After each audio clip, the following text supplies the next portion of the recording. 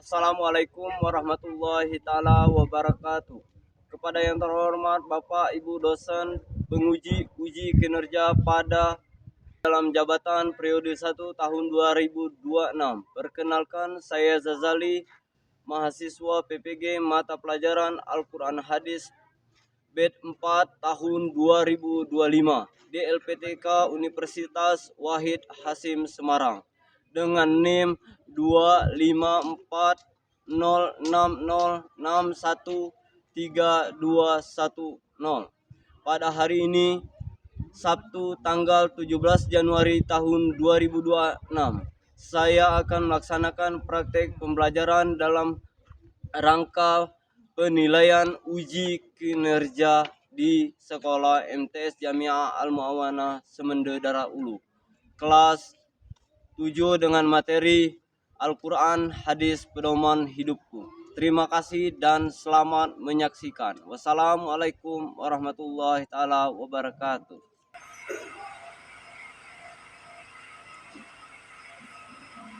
Assalamualaikum warahmatullahi taala wabarakatuh. Waalaikumsalam warahmatullahi wabarakatuh. Apa kabar anak-anak? Baik. Alhamdulillah, baik. Sebelum kita melakukan pembelajaran, marilah kita berdoa. Berdoa, mulai.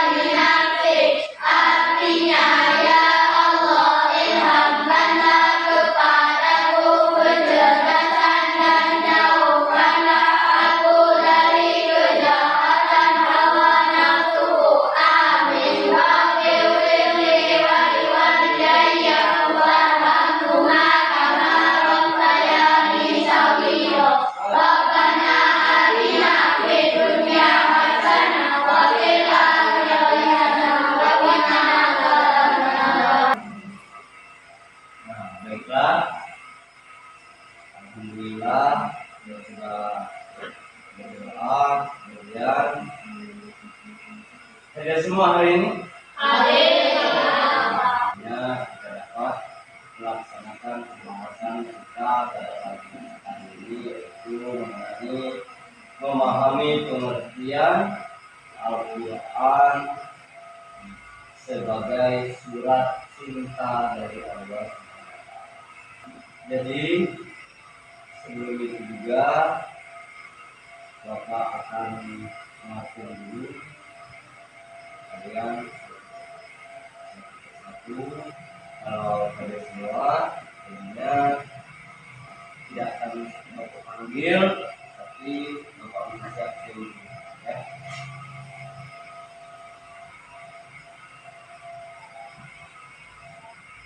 Sudah, jadinya selanjutnya kita akan mempelajari yaitu mengenai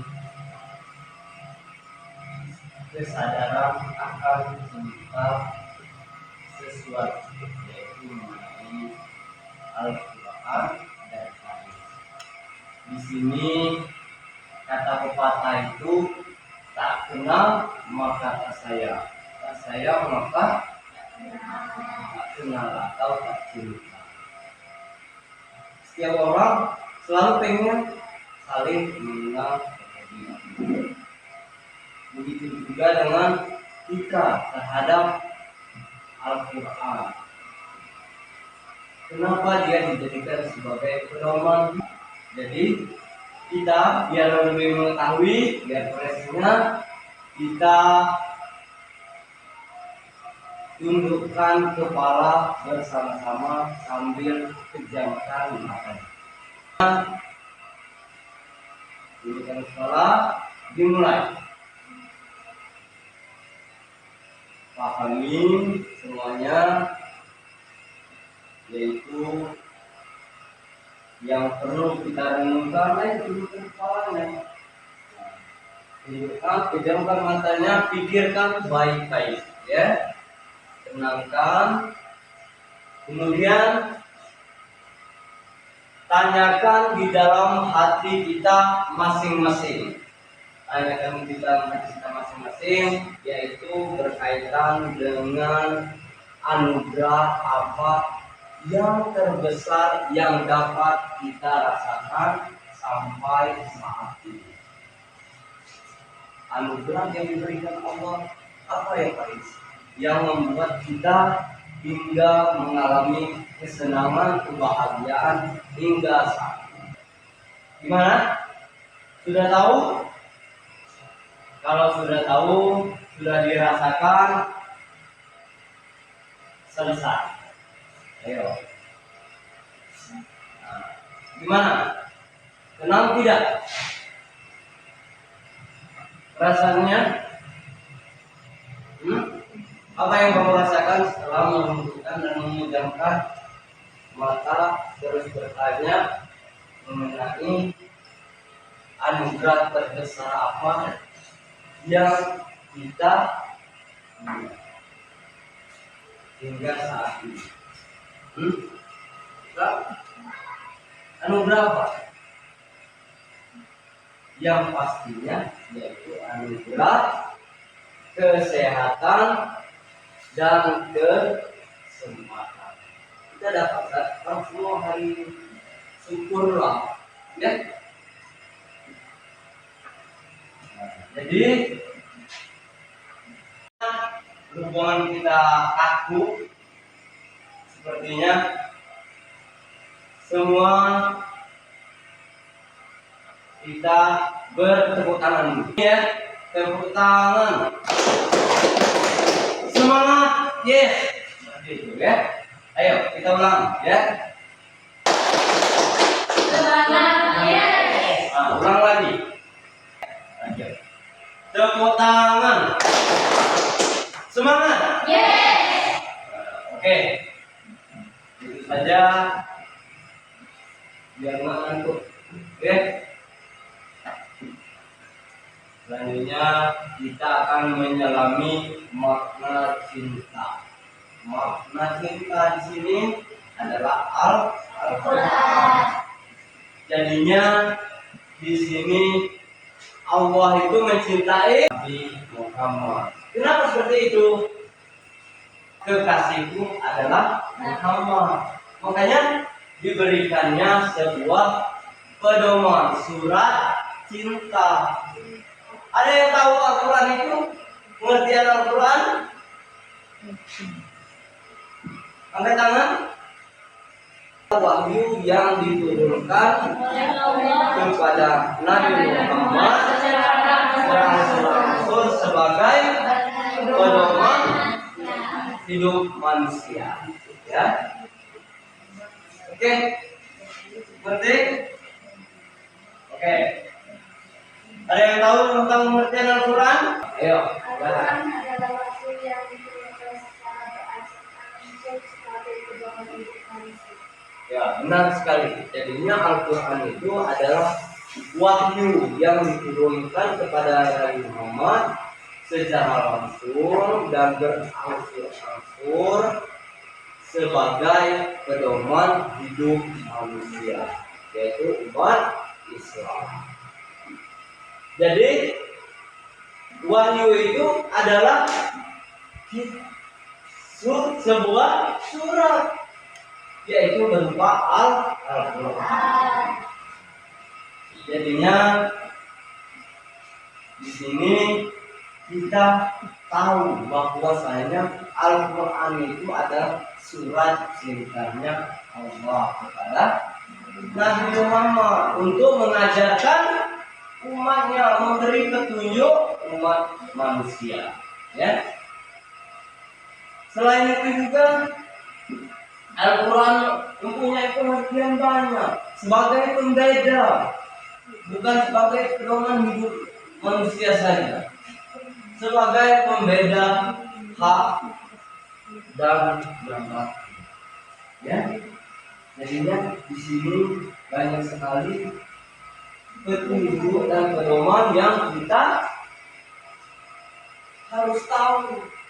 Nah, makanya kita bahas dari awal tadi.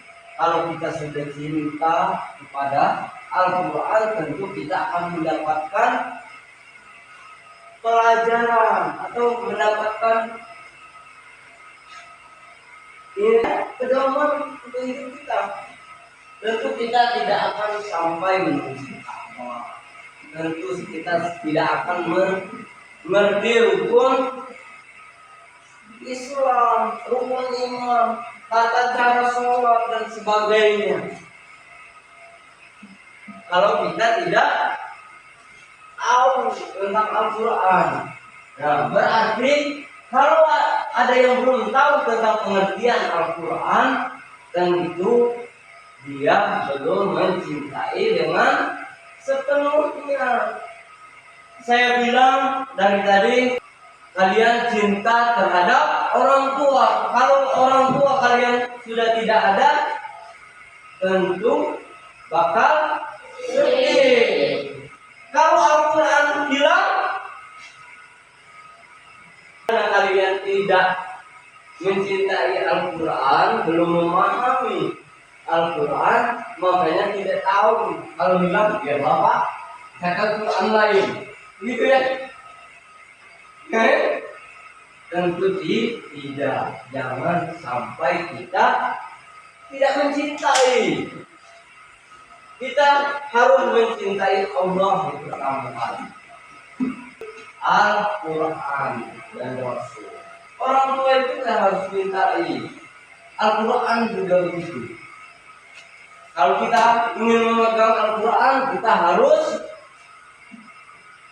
berwudu terlebih dahulu sebagai syarat tanda cinta kita kepada Al-Quran.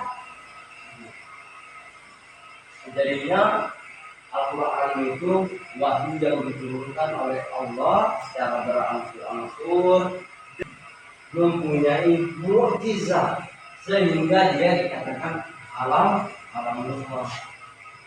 Tetapi dianggap penting. Begitu juga Al-Quran ini dari Allah langsung kepada Nabi Muhammad, sampaikan kepada umat manusia yang ingin jalan lurus, yang tidak pengen ya.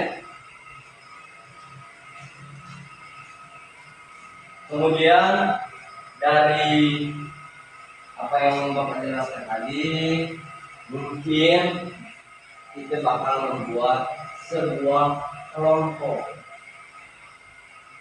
apa saja tentang apa saja yang berkenaan dengan Al-Quran. Jadinya kita buat 3 kelompok sesuai yang diberikan masing. Jadi mewakili kelompok 1, 2, dan 3. Jadi soalnya tidak banyak untuk mempersingkat waktu. Soalnya tidak banyak, yang penting kita paham. Yang pertama, masing-masing kelompok itu mencatat dan memaparkan ke depan nantinya, yaitu berkenaan dengan pengertian dan macam-macam Al-Quran sesuai dengan mata pelajaran kita hari ini, yaitu tentang cara menyelami mencintai Al-Quran. Pertama, catat, tolong catat, catat bapak ibunya, catat soalnya, boleh. Nah, jadinya tolong ini salah satu kemudian diskusikan. Yang pertama, setelah saya jelaskan beberapa pengertian mengenai Al-Quran, jadi buat pengertian Al-Quran menurut dan bahasa kalian sendiri. Sebanyak 4 macam pengertian Al-Quran. Itu soal pertama. Soal kedua, sebutkan nama-nama lain dari Al-Quran. Saya contohkan misalnya disebut Al-Quran itu disebut Al-Quran, berarti berbeda. Jadi sebutkan berapa yang kalian ketahui, ya. Silakan kerjakan.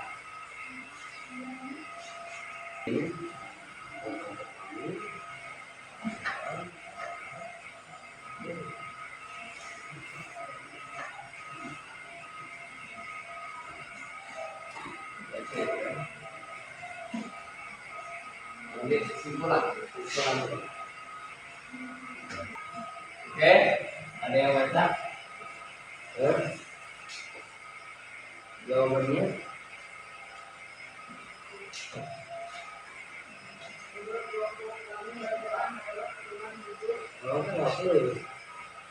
Ini kalau sudah, silakan maju ke depan.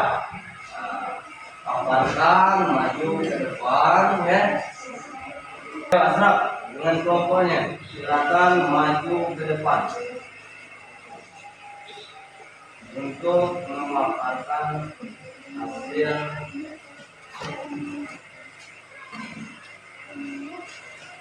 tentang pengertian Al-Quran.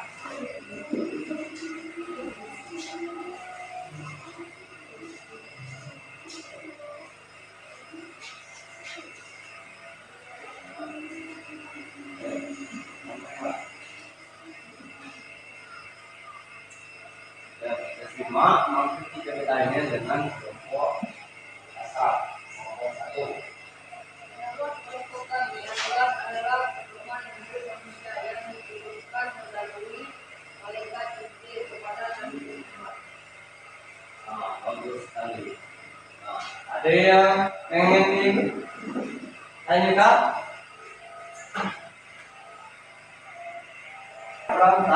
Rantangannya. Ada yang secara langsung diturunkan kepada Nabi Muhammad sebagai pedoman hidup manusia.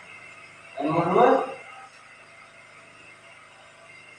kelompok kami, nama-nama selain Al-Quran adalah Zabur, Taurat, dan Injil. itu bukan nama-nama Al-Quran, tetapi macam-macam kitab ataupun wahyu yang diturunkan Allah yang sebagai pedoman para rasul, yaitu kitab Taurat, macam nama-nama kitab yang diturunkan oleh Allah kepada rasulnya, itu baru Zabur, Injil, Taurat, dan Al-Quran Allah kepada Rasul. Oke, nomor 2 dan 3 sudah? Sudah belum? Kalau sudah, silakan maju depan.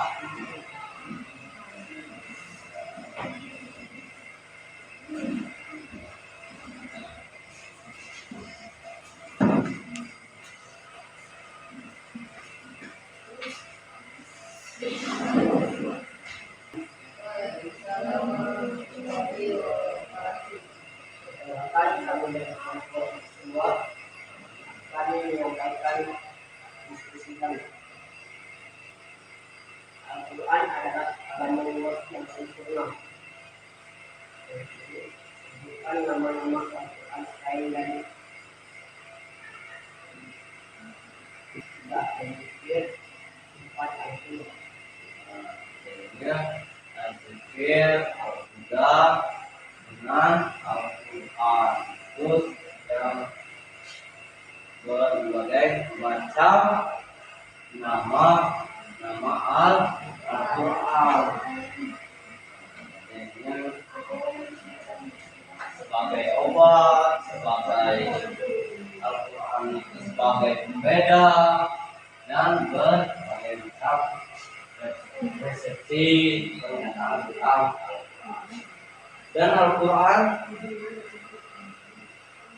dikatakan kitab kalamullah yang sempurna atau kelompok word.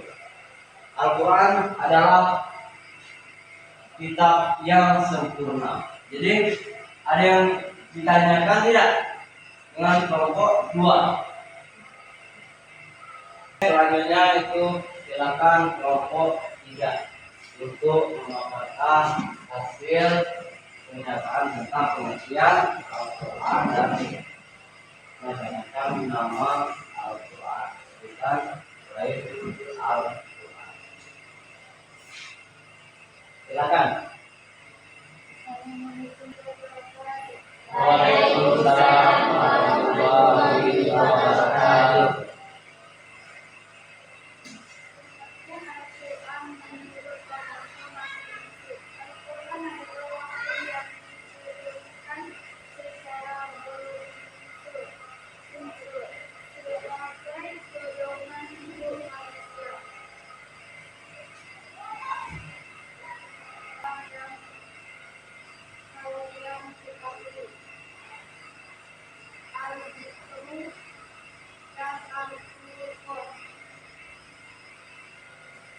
Tidak, berarti sudah jelas. Silakan duduk.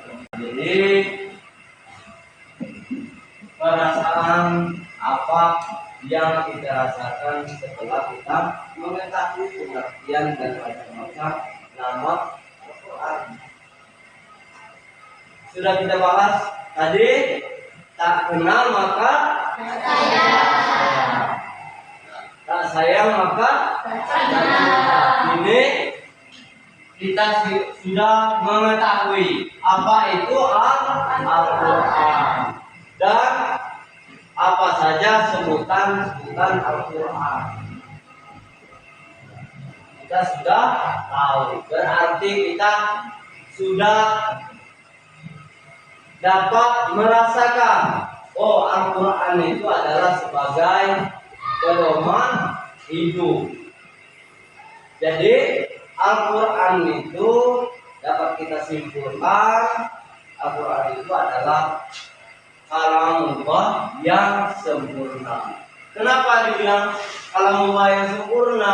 Karena Al-Quran adalah kitab yang diturunkan sendiri langsung, yang berbicara. Kenapa dikatakan sempurna? Karena walaupun dia masih kecil, mampu membaca Al-Quran, bisa dapat membaca dan memahami. Begitu juga ketika sudah tua, bisa juga memahami dan mampu membaca Al-Quran. Al-Quran itu sangat sempurna.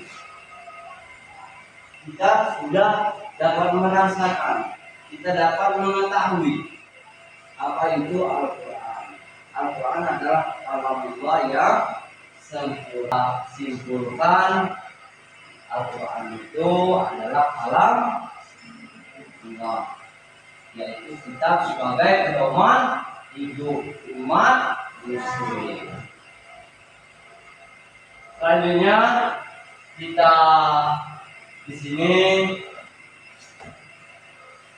untuk melanjutkan pembelajaran yang akan datang, kita cari tahu dulu di rumah apa-apa saja nama-nama penyebutan selain daripada Al-Quran. Kita cari, kemudian lagi yang kedua soalnya untuk kerjakan di rumah, yaitu berkenaan dengan pengertian hadis. hadis. Jadi untuk minggu depan kita masih melanjutkan pembelajaran yaitu berkenaan dengan Al-Quran dan ditambah lagi dengan pengertian dan macam-macam hadis. Ya, silakan untuk minggu depan siap-siap. Kalau ditanya berarti sedikit banyak kita sudah memahami tentang Al-Quran dan hadis. Bertanya dengan orang tua, kakak, dan kawan-kawan yang lainnya. Itu saja untuk pembelajaran hari ini. Kita akhiri dengan ucapan Alhamdulillah. Alhamdulillah.